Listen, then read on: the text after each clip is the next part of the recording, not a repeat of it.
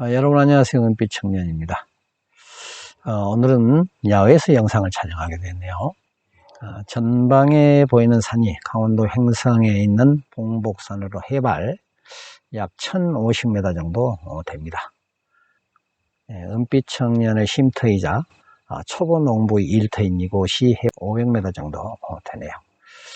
이곳은 아침 기온이 10도 내외, 그리고 이제 낮 기온이 20도 내외로 이렇게 기온 차이가 많이 나는데요. 아침 저녁으로는 제법 쌀쌀하기까지 합니다. 내일 모레가 이제 추석이네요. 그 푸르던 잎새들도 이제 떠날 채비를 하느라 고운 옷으로 갈아입기 시작한 것 같습니다. 자, 오늘은 이제 맹지를 공략하라 라는 제목으로 여러분과 함께 얘기를 나눠보고자 합니다. 토지가 주위 토지에 둘러싸여서 공로에 이르는, 도로에 이르는 통행로가 없는 토지를 우리는 맹지라고 얘기를 하죠. 어느 날 이런 생각이 들었어요. 맹지에 길을 낼 수 있을까? 길을 낼 수 있다라면은 그 근거는 무엇인가? 라는 데서부터 말하게 되었습니다.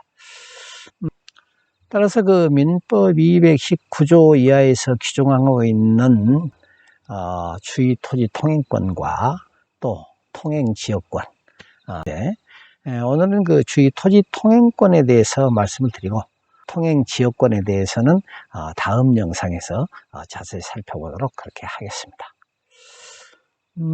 주위 토지 통행권이 무엇인가? 자, 민법 219조를 보면은 주위 토지 통행권이 성립되기 위해서 세 가지 요건이 있습니다. 첫째, 어느 토지와 공로 사이에 통로가 없을 것, 그리고 그 토지를 통행 또는 통로로 하지 않으면 공로에 출입할 수 없거나 과다한 비용이 요구되는 때, 이 세 가지 요건이 충족이 되면 비로소 권리가 주어지는데, 그 권리가 무엇이냐? 주위 토지를 통행할 수 있고 필요한 경우에 통로를 개설할 수 있다라는 것이 민법 제219조가 규정하고 있는 권리입니다. 권리.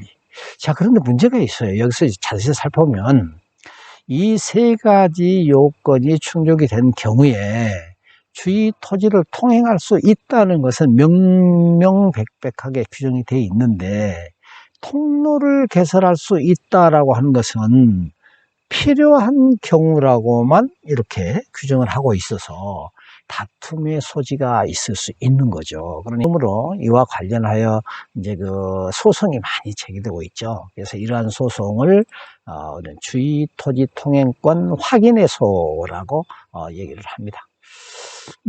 이런 소송이 제기되면 법관은 이제 재판을 해야 되겠죠. 법과 양심에 따라서 재판을 해야 되는데, 이제 문제는 뭐냐 그러면 조금 전에 우리가 219조에서 통행할 수 있는 권리에 대해서는 법이 명명백백하게 규정을 하고 있기 때문에 그 요건이 충족하느냐 안 하느냐만 따져보면 되겠죠. 근데 문제는 통로에 관한 부분이에요. 통로에 대해서는 명명백백하게 규정을 하고 있지 않고 필요한 경우에 통로를 개설할 수 있다라고만 규정함으로써, 그럼 그 필요한 경우가 무엇이냐라는 거 법으로 규정하고 있지 않다는 얘기죠. 그래서 이제 민법 제1조를 보면은 민사에 관하여 법률의 규정이 없으면 관습법에 의하고 관습법이 없으면 조리에 간다라고 규정을 하고 있습니다. 그래서 이 규정에 따라서 이제 재판할 수밖에 없겠죠. 그럼 이제 법률, 여러분이 뭐 법률은 잘 아시죠? 국회에서 의결을 거쳐서 정부에 이송이 되면은 대통령이 공포함으로써 법률에 효력이 발생하게 되는 것이죠. 근데 여기서 관습법이라는 얘기가 나오는데, 관습법이 무엇이냐? 이 관습법이라는 이제 사전적 의미로는 관습이 법적 확신을 가지면 관습법이 된다라고 규정을 하고 있습니다. 그럼 또 법적 확신이라는 게 무엇이냐? 이게 참 법률 용어들은 참 어렵게 돼 있어요. 그래서 법적 확신이라는 게 그러한 판결이 있었느냐 하는 얘기입니다. 즉, 관습이 있었음을 판결로 인정했느냐 하는 거. 그러한 경우에 관습법이 됩니다. 그러니까 이러한 관습법은 법률과 함께 법원이 되는 것이죠. 그래서 소송이 제기가 되면은 법관은 법률의 규정이 있는가 없는가, 그리고 또 관습법이 있는가 없는가는 법관이 찾아서 확인해야 될 부분입니다. 다만 관습은 주장자가 입증을 해야 될 부분입니다. 그래서 관습과 관습법은 다르다. 그렇다면 관습법도 없다라면은 어떻게 할 것인가? 조리에 의한다. 이렇게 이제 규정을 하고 있죠. 그래서 이 조리가 또 무엇인가?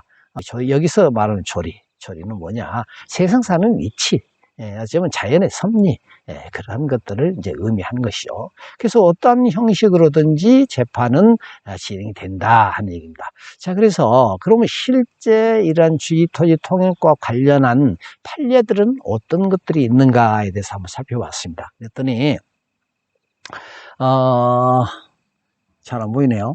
94-43580. 자, 이 판례를 보면은 민법 제219조의 주의토지 통행권은 어느 토지와 공로 사이에 그 토지의 용도에 필요한 통로가 없는 경우에, 이건 민법 19조의 조항 그대로죠.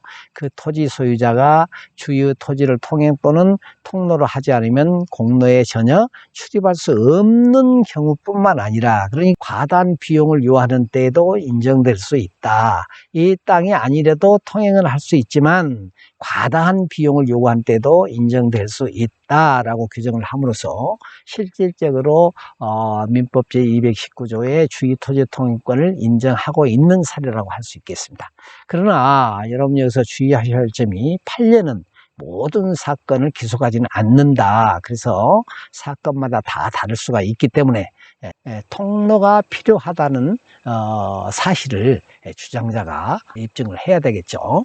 그러니 이제 주의할 점이, 돌다리도 두들겨 보고 건너라 라는 우리의 속담이 있죠. 그래서 여러분 이제 어느 은퇴한 교수님의 일화가 있는데요. 이제 대학에서 강의를 하시다가 은퇴를 하고 시골에 가서 이제 살게 됐는데, 이제 콩을 좀 심고 싶어서 인터넷 끝에 이제 동네 할머니를 찾아가셨다고 합니다. 그래서 이제 할머니, 콩은 언제 심어요? 하니까 이제 할머니가 하신 말씀이, 아니 언제 심기는 언제 심어? 감독 필 때 심으면 되지.